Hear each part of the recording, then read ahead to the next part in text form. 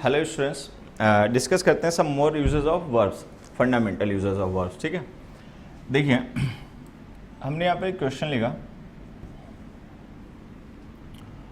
Y have you no friend, और एक हमने लिखा why you have no friend. ठीक है, अब हमें ये समझना है कि ये दोनों ही सेंटेंसेस जो हमने लिखे हैं गलत हैं। ठीक, why have you no friends, why have you no friend and why you have no friend. अब ये दोनों सही है गलत है वो हम बाद में देख लेंगे, लेकिन हम जो यहाँ से शुरुआत करना चाहते हैं वो ये है कि जो दोनों ही सेंटेंस हम यूज़ कर रहे हैं ना, ये इंटरोगेटिव हैं। सबसे पहले एक छोटी सी बात जो हमें समझनी है वो ये कि हमारे जो सेंटेंसेस होते हैं, एक तो असर्टिव हो गया, एक इंटरोगेटिव हो गया। ठीक है, हमने लिखा ही हैज़ गॉन और हैज़ ही गॉन। तो हम देख रहे हैं कि ये सेंटेंसेस, इनमें वर्ड्स हमने सेम यूज़ किए हैं, लेकिन एक सेंटेंस है उसके साथ हमने फुल स्टॉप यूज़ किया, एक के साथ में इंटरोगेटिव मार्क यूज़ किया। जिसके साथ में फुल स्टॉप यूज़ किया ये सेंटेंस हमारा असर्टिव है और ये इंटरोगेटिव है। जब सेम वर्ड्स हैं तो एक इंटरोगेटिव कैसे हो गया, एक असर्टिव कैसे हो गया, ये हमें समझना है। Because of the position of helping verb in respect to verb. अगर हम हेल्पिंग वर्ब्स को सब्जेक्ट के साथ पहले यूज़ करें लिखकर, तो ये सेंटेंसेस हमारे इंट्रोगेटिव बन जाते हैं। अगर हम सब्जेक्ट को सेंटेंस में पहले और हेल्पिंग और मेन वर्ब को उसके बाद में यूज़ करें, ध्यान देना मेन वर्ब को बाद में ही लिखना पड़ता है। तो जब हम हेल्पिंग और सब्जेक्ट से पहले लिखते हैं तो ये सेंटेंस हमारे क्वेश्चंस बन जाते हैं और इन वर्ब की फॉर्म्स को हम कहते हैं interrogative form of the verb. Sentence को इंटरोगेटिव कहा जाता है। लेकिन जब हम हेल्पिंग वर्ब को सब्जेक्ट के बाद लिखते हैं तो सेंटेंस हमारे असर्टिव हो जाते हैं और इन वर्ब की फॉर्म्स को हम कहते हैं असर्टिव फॉर्म। तो जो हमें यहाँ पे सबसे पहली बेसिक बात समझनी वो ये है कि जब भी हम किसी सेंटेंस को क्वेश्चन फॉर्म में लिखते हैं, मतलब इंट्रोगेटिव फॉर्म में लिखते हैं, ये दोनों ही सेंटेंस हम देख रहे हैं हमारे क्वेश्चंस हैं। ठीक है, तो जब भी हम किसी सेंटेंस को क्वेश्चन फॉर्म में लिखते हैं, इंट्रोगेटिव फॉर्म में लिखते हैं, तो हमें वहाँ पर वर्ब को इंट्रोगेटिव फॉर्म में यूज़ करना पड़ता है। वर्ब को इंट्रोगेटिव फॉर्म में यूज़ करने का मतलब ये होता है कि वर्ब का जो सब्जेक्ट है उससे पहले हेल्पिंग और मेन वर्ब बाद में, ऐसे यूज़ करनी पड़ती है। इन केस अगर वहाँ पे कोई WH फैमिली वर्ड भी इन्वॉल्व हो, मतलब फर्दर डिटेल अगर हम चाहते हैं, जब हम किसी क्वेश्चन को हेल्पिंग वर्ड से स्टार्ट करके लिखते हैं तो उस क्वेश्चन को यस या नो में रिप्लाई किया जाता है। लेकिन अगर हम यस या नो में नहीं कोई डिटेल मांग रहे हो तो डिटेल्स के लिए फिर हमें क्वेश्चन वर्ड्स यूज़ करने पड़ते हैं। Why has he gone, where has he gone, when has he gone, how has he gone, इस तरीके से मतलब। लेकिन वो जो इंट्रोगेटिव फॉर्म होती है उसमें कोई चेंज नहीं होता। वो जो WH फैमिली वर्ड होता है हम उसको हेल्पिंग वर्ड से पहले लिख देते हैं, लेकिन हेल्पिंग वर्ड का यूज़ होता है सब्जेक्ट से पहले ही है और मेन वर्ड का बाद में होता है। तो ये वर्ब की इंटरोगेटिव फॉर्म होती है जिसमें हम हेल्पिंग वर्ब को सब्जेक्ट से पहले लिखकर यूज़ करते हैं। तो अब जब हमें ये समझ में आ गया कि वर्ब की इंटरोगेटिव फॉर्म क्या होती है, तो हमें उसके कुछ यूजेस देखने हैं, सेंटेंसेस में उसके यूजेस समझने हैं और हमें ये समझना है कि सेंटेंस में किस टाइप से हम गलतियाँ करते हैं। Why have you no friend and why you have no friend. अब अगर हम यहाँ पे देखें तो यू हमारा सब्जेक्ट हो गया, यहाँ भी सब्जेक्ट हो गया। इसके बाद में अगर हम हैव को यूज़ कर रहे हैं तो इसका मतलब ये वर्ब होगा, और अगर पहले यूज़ कर रहे हैं तो इसका मतलब ये हेल्पिंग वर्ब होगा। अब अगर ये हैव हेल्पिंग वर्ब है तो इसके बाद में मेन वर्ब भी आनी चाहिए थी, मेन वर्ब तो लिखी नहीं है, तो ये सेंटेंस गलत हो गया। Y have you no friend गलत हो गया इसलिए क्योंकि हमने इंट्रोगेटिव फॉर्म में जो हेल्पिंग वर्ब के बाद में सब्जेक्ट के बाद में मेन वर्ब यूज़ करनी होती है वो मिसिंग है, तो ये गलत हो गया। ये इसलिए गलत हो गया क्योंकि जो सब्जेक्ट है उसके बाद हमने मेन वर्ब तो लिख दिया, लेकिन इंट्रोगेटिव फॉर्म में जो हेल्पिंग वर्ब पहले लिखनी पड़ती है वो नहीं लिख रखी है, तो ये भी गलत हो गया। तो ये दोनों ही सेंटेंसेस हमारे गलत हो गए। अगर हम यहाँ पे समझें कि जो हैव है हमारी मेन वर्ब है और ये फर्स्ट फॉर्म है, तो हमें पता है कि वर्ब की फर्स्ट फॉर्म जो होती है वो प्रेजेंट इंडेफिनिट टेंसेस में यूज़ होती है। प्रेजेंट इंडेफिनिट टेंस की हेल्पिंग और डू या डज होती हैं, यू के अकॉर्डिंग यहाँ पे डू लिख दो तो ये सेंटेंस सही हो जाएगा। तो अगर हम इस सेंटेंस को ऐसे लिख दें, why do you have no friend, तो ये सही हो जाएगा। लाइकवाइज इस सेंटेंस को भी हम ऐसे ही सही कर सकते हैं कि why do you have no friends, have को बाद में लिख दें, डू पहले लिख दें, तो भी सही हो सकता है। नहीं तो एक दूसरा ऑप्शन ये भी हो सकता है कि हम यहाँ पर कोई ऐसी वर्ब लिख दें जिसको जो सेंसिबल हो, एक सेंसिबल मीनिंग कन्वे करे। Why have you invited no friends, why have you helped no friends, likewise इस तरीके से लिख के कुछ सही कर सकते हैं। तो ये दोनों ही सेंटेंसेस हमारे गलत थे, ये भी गलत था, ये भी गलत था। ये इसलिए गलत था क्योंकि इसमें हमने हेल्पिंग वर्ब का यूज़ नहीं किया था सब्जेक्ट से पहले, ये हमने इसलिए नहीं यूज़ किया, ये गलत हो गया था क्योंकि इसमें हमने मेन वर्ब नहीं यूज़ की थी। तो जब भी हम किसी वर्ब को इंट्रोगेटिव फॉर्म में लिखेंगे तो हमें वहाँ पर हेल्पिंग वर्ब चाहिए होगी, मेन वर्ब चाहिए होगी और सब्जेक्ट चाहिए होगा, और इनका सीक्वेंस ही होगा कि सब्जेक्ट से पहले हेल्पिंग और बाद में मेन वर्ब। अगर इन तीन एलिमेंट्स में से कोई भी एक एलिमेंट मिसिंग होगा तो वो क्वेश्चन आपका गलत हो जाएगा, ठीक है। एक क्वेश्चन हम और देखते हैं। हमने एक सेंटेंस लिखा, where is living your uncle these days। Where is living your uncle these days? अब देखिए ये जो सेंटेंस हमने लिखा where is living your uncle this days, ठीक है, इसमें हमने क्या किया, वेयर इंट्रोगेटिव वर्ड हो गया, इज हेल्पिंग वर्ब हो गई, लिविंग मेन वर्ब हो गई, योर अंकल सब्जेक्ट हो गया। अब हम देखते हैं कि इंट्रोगेटिव सेंटेंसेस जो होते हैं उनमें हमें हेल्पिंग वर्ब को सब्जेक्ट से पहले, मेन वर्ब को बाद में लिखना पड़ता है। यहाँ पर हमने क्या किया, हेल्पिंग और मेन वर्ब दोनों को ही सब्जेक्ट से पहले लिख दिया, तो ये भी गलत हो गया। तो इस सेंटेंस को सही करने के लिए हम ऐसे लिख देंगे, where is your uncle living this days, तो ये करेक्ट हो गया। नेक्स्ट क्वेश्चन देखते हैं, how should teach English. How should teach English, ये हाउ WH फैमिली वर्ड हो गया, शुड हेल्पिंग वर्ब हो गई, टीच मेन वर्ब हो गई, इंग्लिश ऑब्जेक्ट हो गए। अब इंग्लिश सब्जेक्ट तो टीच करेगा नहीं, ठीक है, तो इंग्लिश सब्जेक्ट तो है नहीं, तो ऑब्जेक्ट हो गया। अब हम देख रहे हैं कि ये हेल्पिंग वर्ब है, ये मेन वर्ब है, वो ऑब्जेक्ट और सब्जेक्ट मिसिंग है, तो ये सेंटेंस भी गलत हो गया, क्योंकि अगर ये इंट्रोगेटिव सेंटेंस है तो हमें सब्जेक्ट और हेल्पिंग वर्ब, मतलब सब्जेक्ट को हेल्पिंग वर्ब के बाद और मेन वर्ब से पहले लिखना पड़ेगा, बट हमारे पास कोई सब्जेक्ट नहीं है, सब्जेक्ट इज मिसिंग, तो ये गलत हो गया एक्सप्रेशन। इसको सही करना है तो इसको सही करने के लिए ऐसे लिख दीजिए, कोई भी सब्जेक्ट अपने पास से लिख दीजिए, how should I teach English, how should you teach English, नहीं कुछ समझ में आए तो वन लिख दो, how should one teach English, तो ये सही हो गया। There could be some other ways to correct this sentence, और भी तरीके हो सकते हैं इसको सही करने के। एक तरीका ये हो सकता है कि उस इंग्लिश को जो कि ऑब्जेक्ट है सब्जेक्ट बना लो, हाउ शुड इंग्लिश, लेकिन जब हम इंग्लिश को सब्जेक्ट बना लेंगे तो होगा क्या कि इंग्लिश जो है वो टीच वर्ब के लिए डूअर नहीं है, ठीक है, तो डूअर तो कोई और ही होगा, तो हमें ये वर्ब पैसिव फॉर्म में लिखनी पड़ेगी। पैसिव फॉर्म में लिखोगे तो हो जाएगा बी टॉट, तो अगर हम इसको ऐसे लिख दें तो भी ऐसे हो जाएगा, how should English be taught, should helping verb हो गया, इंग्लिश सब्जेक्ट हो गया, बी टॉट मेन वर्ब हो गई। वो मेन वर्ब हमने पैसिव फॉर्म में इसलिए लिखी है क्योंकि जो सब्जेक्ट इंग्लिश है वो टीच वर्ब का डूअर नहीं है, डूअर कोई और होगा, तो हमने पैसिव फॉर्म लिख दी। तो ये जो इंट्रोगेटिव फॉर्म्स होती हैं वर्ब की, इन पे जो बेस्ड क्वेश्चंस होते हैं वो काफ़ी आसान होते हैं, लेकिन फिर भी हम उनमें गलतियां करते हैं। हमें बस एक छोटी सी बात ध्यान रखनी है कि when we have to form a question we have to use helping verb before the subject and main verb after the subject. जब भी हमें कोई क्वेश्चन फॉर्म करना है तो उसमें हेल्पिंग वर्ब को सब्जेक्ट से पहले और मेन वर्ब को बाद में लिखना है। Let's say some more examples, कुछ और एग्जांपल्स भी देखते हैं।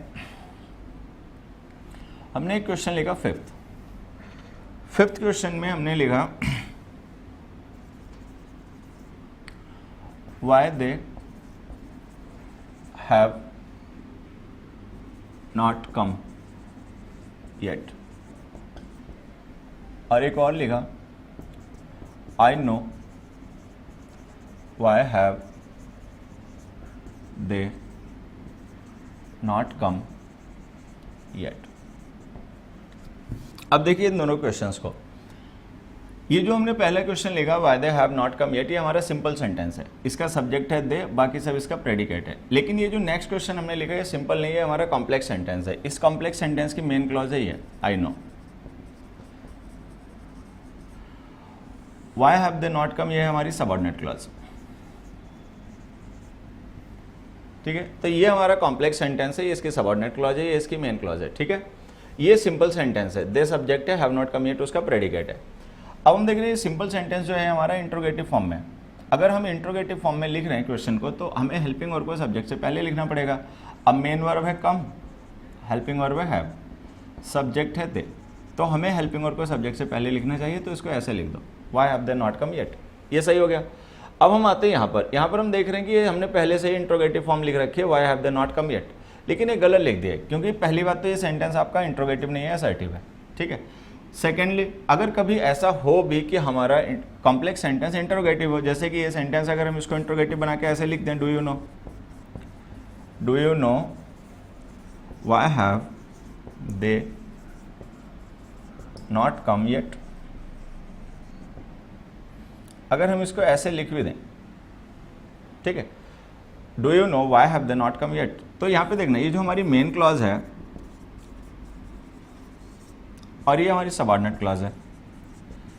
अब हम देख रहे हैं कि ये सेंटेंस दोनों ही, ये असर्टिव सेंटेंस है, ये इंटरोगेटिव सेंटेंस है।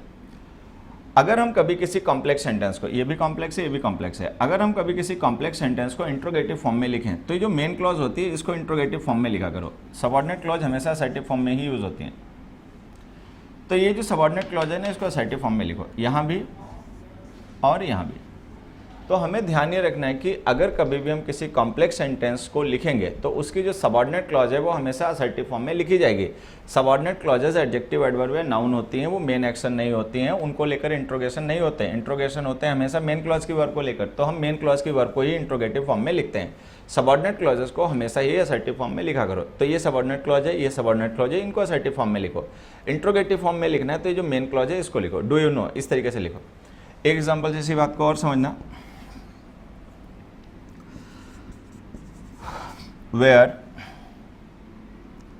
he has gone,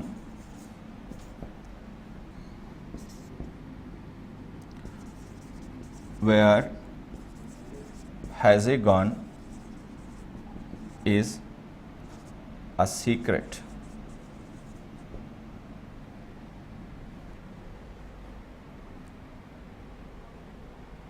Okay, is a secret place लिख दो।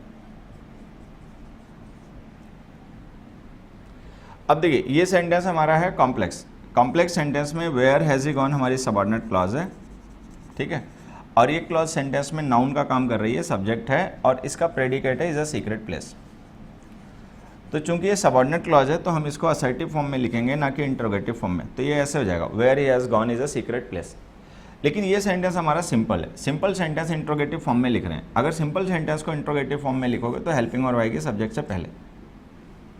तो ये सेंटेंस हमें ऐसे लिखना पड़ेगा, वेयर हैज ही गॉन, ठीक है, और ये लिखना पड़ेगा वेयर ही हैज गॉन। ये कॉम्प्लेक्स सेंटेंस है, ये सबऑर्डिनेट क्लॉज है कॉम्प्लेक्स सेंटेंस की, ये सिंपल सेंटेंस है। तो हमें यहाँ पे ध्यान देना है कि जो हमारे कॉम्प्लेक्स सेंटेंसेस होते हैं उनकी सबऑर्डिनेट क्लॉज को हमेशा असर्टिव फॉर्म में लिखा करो। वो सेंटेंस भले इंट्रोगेटिव हो लेकिन उसकी सबऑर्डिनेट क्लॉज हमेशा असर्टिव फॉर्म में लिखा करो। वन मोर क्वेश्चन, फिर एक क्वेश्चन हमने लिखा, हु हेल्प्ड यू देयर, और एक क्वेश्चन लिखा whom you helped there, who helped you there, whom you helped there।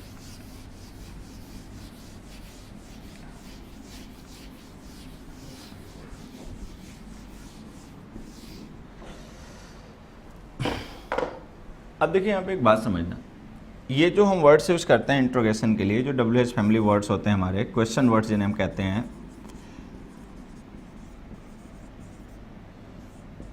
जैसे व्हेन, वेयर, व्हाई, हाउ, ठीक है। तो व्हेन, वेयर, व्हाई, हाउ, ठीक है, हाउ लॉन्ग, एटसेट्रा, ये एडवर्ब्स हैं, ये हमारे इंटरोगेटिव एडवर्ब्स हैं। When, where, why, how long, etcetera. What, which, who, whom, ये प्रोनाउंस हैं, ये इंटरोगेटिव प्रोनाउंस हैं, वो इंटरोगेटिव एडवर्ब्स हैं। हालांकि इसमें से विच और व्हाट जो होते हैं ये एडजेक्टिव भी होते हैं, इनको हम नाउन्स के साथ भी लिखकर यूज़ कर सकते हैं, और ये प्रोनाउन भी होते हैं। हु, हुम केवल प्रोनाउन होते हैं। इनमें से जो हु है ये सब्जेक्ट होता है, नॉमिनेटिव केस का प्रोनाउन, हुम ऑब्जेक्ट होता है, ऑब्जेक्टिव केस का प्रोनाउन। विच और व्हाट जो होते हैं वो सब्जेक्ट ऑब्जेक्ट कुछ भी हो सकते हैं depending on the situation. Sentence में उनको एज ए सब्जेक्ट ऑब्जेक्ट कैसे भी यूज़ कर लो, इनकी फॉर्म सेम रहती है। तो अगर ये बात हमें यहाँ पे समझ में आ जाए जो डिस्कस की गई, तो वहाँ पे जाओ वापस, वो क्वेश्चन जो हमने लिखे हैं, who helped you there and whom you help there, इसमें हु हमारा सब्जेक्ट है और हुम ऑब्जेक्ट है। वो हमने हु और हुम की फॉर्म से पहचान लिया, हु सब्जेक्ट होता है, हुम ऑब्जेक्ट होता है। अब हम देख रहे हैं यहाँ पर कि ये जो हेल्प्ड हमारी मेन वर्ब है, हमने सब्जेक्ट यू को इससे पहले लिख रखा है, तो ये यू सब्जेक्ट हो गया। लेकिन यहाँ पर हमने यू को वर्ब के बाद लिख रखा है, अगर हमने वर्ब के बाद लिख रखा है तो यू ऑब्जेक्ट हो गया। तो ये यू ऑब्जेक्ट है, ये यू सब्जेक्ट है, ये हेल्प्ड वर्ब है, ये हेल्प्ड वर्ब है, ठीक है। अब अभी हमने पढ़ा कि ये जो दोनों सेंटेंस है ना इंटरोगेटिव है, अगर इंटरोगेटिव फॉर्म में लिखोगे सेंटेंसेस को तो उनमें हेल्पिंग और सब्जेक्ट से पहले आएगी। ये सब्जेक्ट है, हेल्पिंग और इससे पहले लिखोगे, पास्ट इंडेफिनिट टेंस है तो पास्ट इंडेफिनिट टेंस की हेल्पिंग और होती है डिड, डिड लिख दिया। जब डिड यहाँ लिख दोगे तो उसके बाद में वर्ब की बेस फॉर्म आएगी, तो ये ऐसे हो गया whom did you help there, ठीक है। फिर हमने लिखा who helped you there। अब यहाँ पर अगर हम देखें तो सब्जेक्ट who है, हेल्पिंग और हमें इससे पहले लिखनी पड़ेगी, लेकिन हमें पता है कि जो क्वेश्चन वर्ड्स होते हैं इंट्रोगेटिव वर्ड्स सेंटेंसेज में, जो हमारे WH फैमिली वर्ड्स होते हैं वो हमेशा सबसे पहले आते हैं, तो हम हेल्पिंग और उससे पहले लिख नहीं पाएंगे। तो अगर लिख नहीं पाएंगे तो ये सेंटेंस ऐसे ही सही हो गया, इसको सही करने की ज़रूरत नहीं है। तो यहाँ पे एक बात और ध्यान देना कि जो WH फैमिली वर्ड्स होते हैं ये दो टाइप के होते हैं, कुछ होते हैं एडवर्ब्स, कुछ होते हैं प्रोनाउंस। अगर WH फैमिली वर्ड्स हमारे सब्जेक्ट हों, मतलब अगर वो प्रोनाउन होंगे तो वो सब्जेक्ट बन सकते हैं, तो अगर वो सब्जेक्ट हों तो डू डज डिड का जो यूज़ हम इंट्रोगेशन के लिए करते हैं उसकी हमें ज़रूरत नहीं पड़ती, डायरेक्ट वर्ब यूज़ किया करो इंट्रोगेटिव सेंटेंस बनाने के लिए, ठीक है। एक क्वेश्चन से और देखते हैं। हमने एक सेंटेंस लिखा whom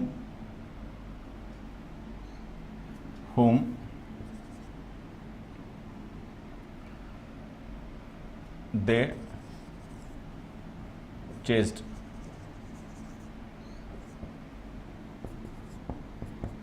who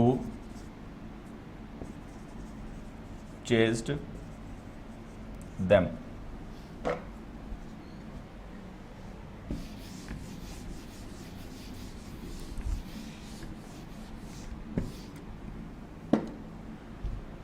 अब देखिए यहाँ पे समझना, whom they chased, who chased them हमने लिखा, तो दे जो है नॉमिनेटिव केस का प्रोनाउन है, सब्जेक्ट हो गया, वैसे भी वर्ब से पहले लिख रखा है तो सब्जेक्ट ही होगा।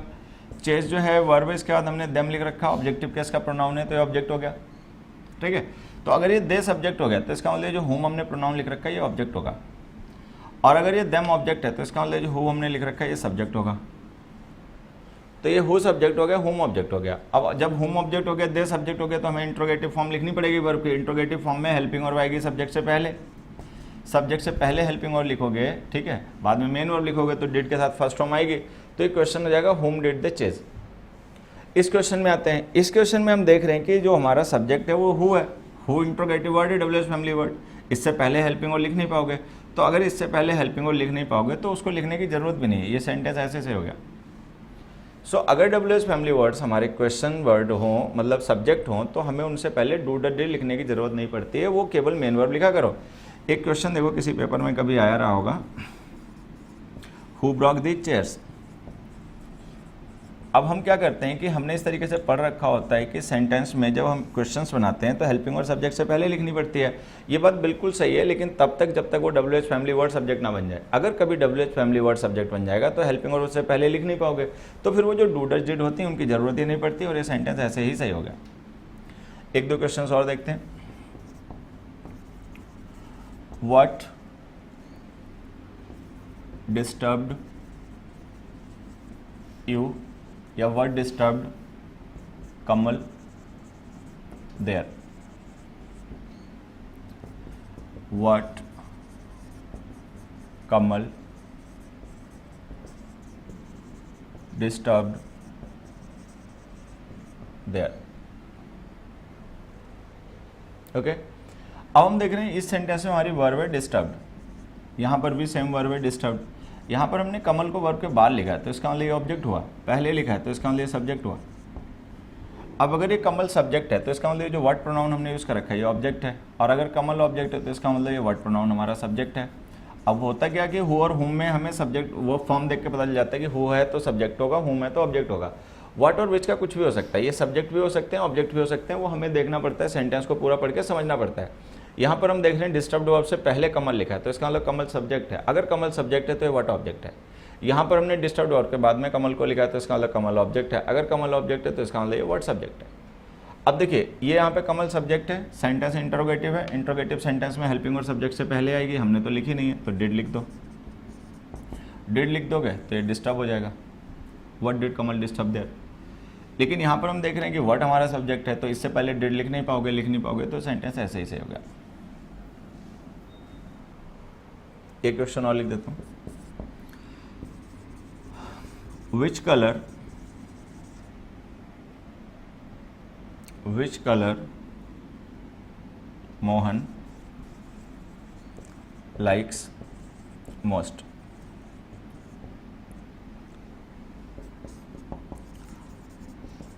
Which color attracts Mohan most?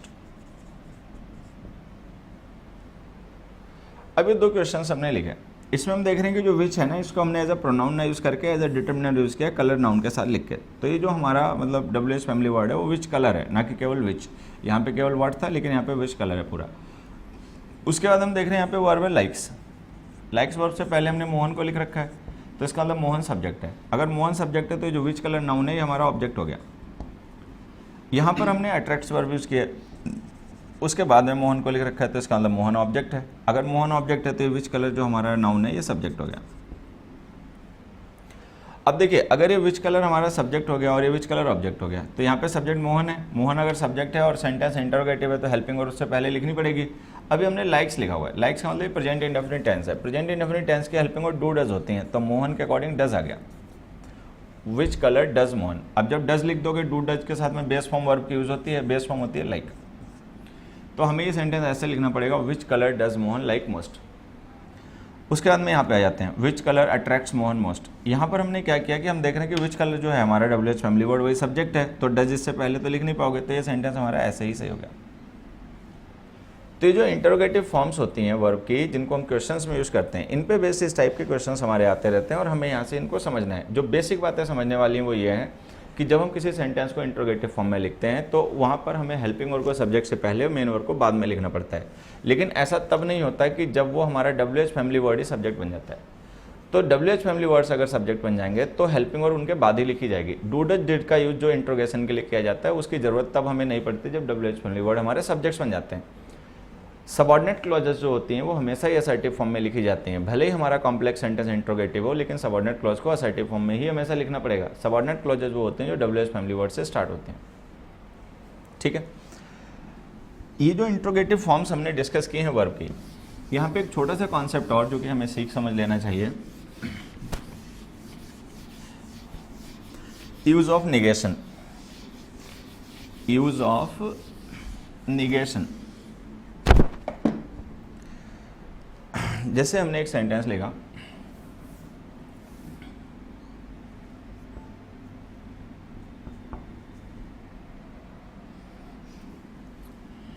दे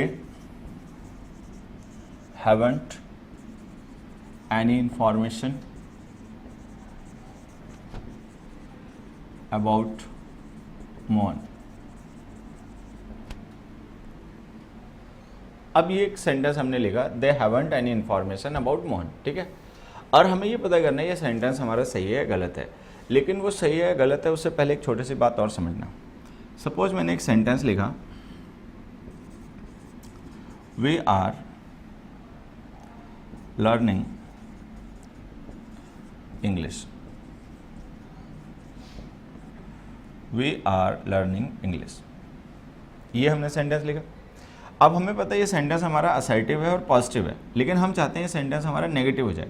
तो अगर ये सेंटेंस नेगेटिव हमें करना है तो इसके लिए हमें नॉट का यूज़ करना पड़ेगा। नॉट जो होता है ये एडवर्ब ऑफ निगेशन होता है, मतलब एक वर्ड होता है जिसको हम निगेशन के लिए यूज़ करते हैं। कोई वर्ब है, कोई क्लॉज है, कोई फ्रेज है, उसको निगेट करना है तो उसके बाद में नॉट लिख देते हैं। तो अगर ये सेंटेंस हमें नेगेटिव करना है तो हमें नॉट लिखना पड़ेगा। अब हमें पता है इस सेंटेंस में नॉट जो हमें है वो यहाँ पर लिखना है, हेल्पिंग वर्ब के बाद मेन वर्ब से पहले। तो जो नेगेटिव सेंटेंस बनाने के लिए हम नॉट का यूज़ करते हैं उसकी पोजीशन हेल्पिंग वर्ब के बाद में और मेन वर्ब से पहले होती है। ठीक है, अब इसको हम दो तरीके से इंटरप्रेट कर सकते हैं। हम ये भी कह सकते हैं कि ये जो नॉट है वो हमने हेल्पिंग वर्ब के बाद लिखा है, और ये भी कह सकते हैं कि मेन वर्ब से पहले लिखा है। इस सिचुएशन में अगर हम ये कहते हैं कि हमने हेल्पिंग वर्ब के बाद इसको यूज़ किया तो भी हम सही हैं, अगर हम ये कहते हैं कि मेन वर्ब से पहले यूज़ किया तो भी हम सही हैं। लेकिन अगर हमें कोई एक ही स्टेटमेंट यूज़ करना हो कि हेल्पिंग वर्ब के बाद लिखा है, मेन वर्ब से पहले लिखा, तो हम क्या लिखेंगे? क्योंकि कई बार उन चीज़ों की ज़रूरत पड़ सकती है। कब ज़रूरत पड़ सकती है? जब हम इस सेंटेंस को मान लो नेगेटिव बना दें, इंट्रोगेटिव बना दें। अगर हम इस सेंटेंस को इंटरोगेटिव फॉर्म में लिख दें, ठीक है, मतलब हम इस तरीके से एक सेंटेंस लिख दें, why are not we learning English, और एक और लिख दें, why are we not learning English. ठीक है, तो अगर हम देखें तो अगर हम ये कहें कि देखो होता क्या है, इंट्रोगेटिव जो सेंटेंसेस होते हैं ना, इंट्रोगेटिव सेंटेंसेस में सब्जेक्ट होता है, हेल्पिंग वर्ब उससे पहले आ जाती है, मेन वर्ब उसके बाद आती है। तो अगर हम कहें कि ये जो नॉट है ये हमने हेल्पिंग वर्ब से बाद में लिखा है तो ये वाला सेंटेंस सही होगा। अगर हम कहें ये हमने मेन वर्ब से पहले लिखा है तो ये सेंटेंस ये सही होगा। तो इस सेंटेंस में तो हम कुछ भी कह सकते हैं कि हमने नॉट को हेल्पिंग वर्ब के बाद लिखा है, मेन वर्ब से पहले लिखा है, क्योंकि ये सेंटेंस असर्टिव है। लेकिन अगर सेंटेंस इंटरोगेटिव हो जाएगा तो हेल्पिंग वर्ब